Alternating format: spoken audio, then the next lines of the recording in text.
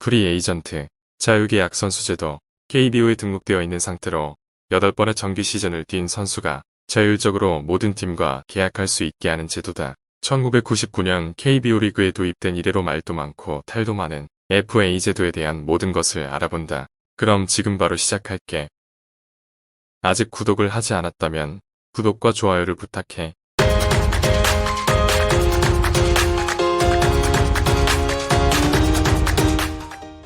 제도 도입 초창기에는 선수들에게 새로운 이적과 대박의 길이 열렸다는 것만으로도 화제였다. 투수 송진우가 1999년 11월 원 소속팀 하나 이글스와 3년 총액 7억 원에 사인하면서 역대 1호 FA 계약 선수로 기록됐는데, 당시 하나와 송진우 사이의 협상 과정과 내용이 매일 언론을 통해 생중계됐을 정도다. 얼마 지나지 않아 원 소속 구단 혜태 타이거즈와 협상이 결렬된 언더핸드 투수 이강철이 3년 총액 8억 원을 받기로 하고 삼성 라이온즈로 이적하면서 다시 한번 폭발적인 관심을 받았다. 이강철은 역대 1호 FA 이적 선수로 기록됐다. 이 계약은 나중에 KBO FA 1호 먹튀로 이렇듯 FA 계약을 하는 구단은 분명히 전 구단에서 날려다니는 걸 보고 계약을 했음이 확실하지만 실패한 사례가 적지 않다. 최초의 FA 이적 선수는 1999년 당시 혜태의 간판 투수였던 이강철이다. 삼성으로 가면서 이강철은 3년간 8억을 받았다. 그런데 이강철은 1999년의 부상과 노쇠화가 겹쳐 2000년 37이닝밖에 던지지 못하며 1승 4패 7.0의 방어율을 기록했다. 2001년에도 부진한 모습을 보이다 시즌 도중 혜태의 후신 기아로 현금 트레이드되었다. 한국 프로야구 최초의 FA 이적부터 먹튀로 기록되었다. FA 최악의 해로 기억되는 2003년에는 진필종, 정숙은, 마혜영이 먹튀에 한 획을 그었다. 진필종은 기아에서 LG로 가자 5점대의 평균 자책점을 찍더니 이윽고 탈삼진보다 실점이 많은 투수가 되기까지 했다. 두 번째 FA 먹튀 정수근은 6년간 40억 6천이라는 초장기 초거액 대박 계약을 터뜨리며 두산에서 롯데로 옮겼다. 또 다른 FA 먹튀인 마혜영은 삼성에서 이승엽이나 양진혁만큼 대우 안 해준다고 떼를 쓰다가 4년간 28억 받기로 하고 기아로 팀을 옮겼다. FA 역사상 최악의 먹튀는 2001년 LG에 4년 22억을 받고 입단한 홍현우인데, 계약 기간 4년간 일할 타율만 3번을 기록하고 합 0.35의 SWAR을 기록하는 등 매우 심각한 수준의 부진을 거듭한 끝에 기아로 트레이드되어 LG에서의 선수 생활을 마감하였다.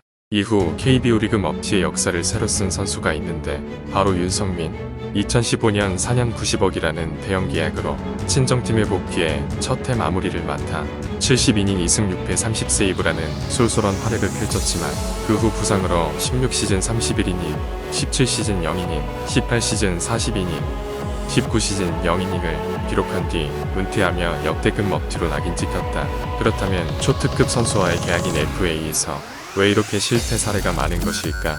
가장 큰 이유는 현실은 비디오 게임이 아니기 때문이다. 특히 성적을 내기 위한 가장 중요한 요소인 경기력에 이전 해까지 STC 다음 해의 성적보다 같거나 나을 거라는 보장이 없기 때문이다. 그 전 시즌에 아무리 잘했다고 해도 그것이 당일 시즌 그리고 미래인 다음 시즌에 성적으로 이어지리란 보장은 없다. 그런 이유 때문에 운동선수에게 있어서 가장 중요한 피지컬의 변화를 가늠하는 신체 나이가 미래의 경기력을 판단하는데 가장 중요한 척도이며, FA로 나오는 선수들 중에 선택받은 극소수를 제외하면 무조건 DTD를 피할 수 없다.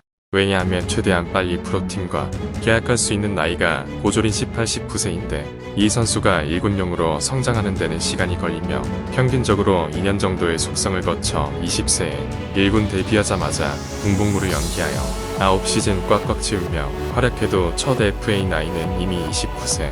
인간의 일반적인 육체적 성장 한계가 25, 27세 전후로 오고 그나마 피지컬이 극단적으로 경기력을 좌우하지 않는 야구 종목 특성상 전성기가 좀 더 길다고 해도 29세의 나이는 전성기 끝물이라고 볼 수 있는 나이이기 때문이다. 이미 육체적으로 내려갈 일만 남은 선수에게 예전의 숫자로만 남아있는 활약을 보고 돈을 주면 반드시 먹튀가 된다.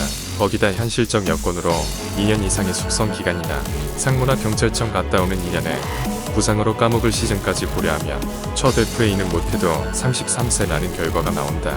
이런 선수들에게 거액의 FA를 지르는 것은 어찌 보면 필연적인 실패인 셈이다.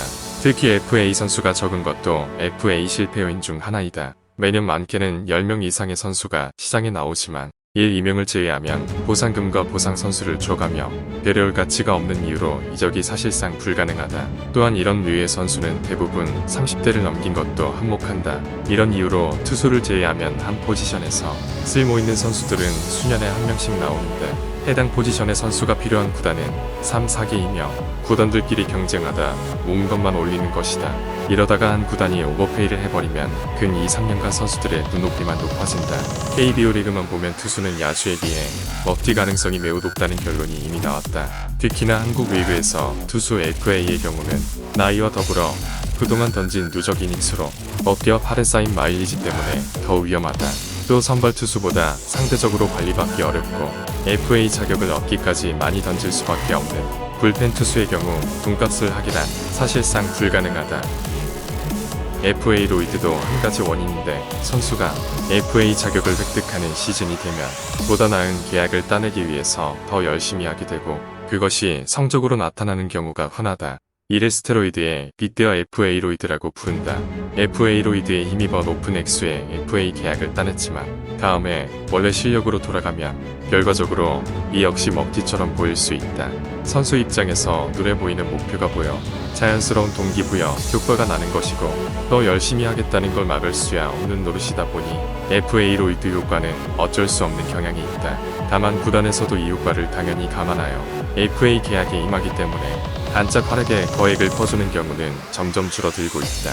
하지만 아직도 FA 로이드에 속는 사례가 현재 FA의 문제점 중 하나로 지적되는 것은 A급 선수 이외의 선수가 이적하기가 쉽지 않다는 것이다. 자유계약이라는 취지가 무색하게 제약이 많기 때문이다. 일단 보상 선수 문제가 크다. FA로 선수가 손실되는 구단을 위해 보상 선수가 존재하는 것 자체는 문제가 없으나 드래프트 지명권이 아닌 20인 명단이라는 제도를 택하기 때문에 사실상 1대1 트레이드와 같은 모양새가 되고 보상금을 내야 하기 때문에 금전적 손해도 크다. 물론 B급 이하로 내려가면 연봉이 적은 만큼 돈은 많이 내지 않아도 된다지만 역시나 문제는 보상 선수다. 최소 2, 3년 동안은 FA 광풍이 찾아들지 않을 전망이다.